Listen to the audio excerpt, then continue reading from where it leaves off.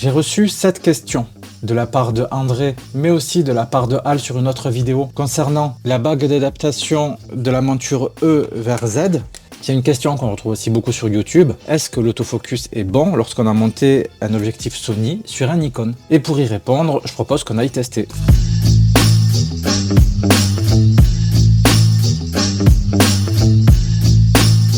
On peut commencer à faire des tests en photo. Là, je verrouille devant moi. Je vise le chien. Et très rapidement, il devrait me trouver le sujet qui est un peu éloigné ici. Et une fois qu'il aura attrapé mon chien, il ne le lâchera plus.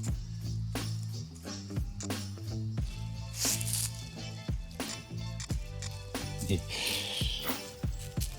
là maintenant, je peux m'amuser à attraper cette fougère. Et pareil, une fois que le sujet est attrapé, il ne le lâchera plus. Je peux m'amuser à appuyer sur l'écran pour faire le point où j'en ai envie. Et c'est très rapide. Et maintenant, on va tester en vidéo. Ok, nous voici dans des conditions vidéo et c'est le moment où on va pouvoir tester si l'autofocus en vidéo est performant. Toujours les mêmes conditions, on est en pleine ouverture, ce qui est le plus difficile pour le boîtier puisqu'on a le flou qui vient compliquer la tâche pour faire la mise au point.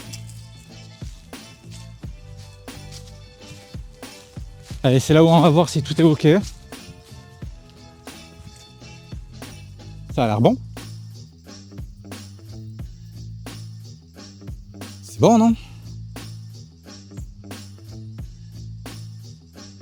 C'est là qu'on réalise que même dans les conditions les plus difficiles, ici à pleine ouverture, c'est parfaitement ok.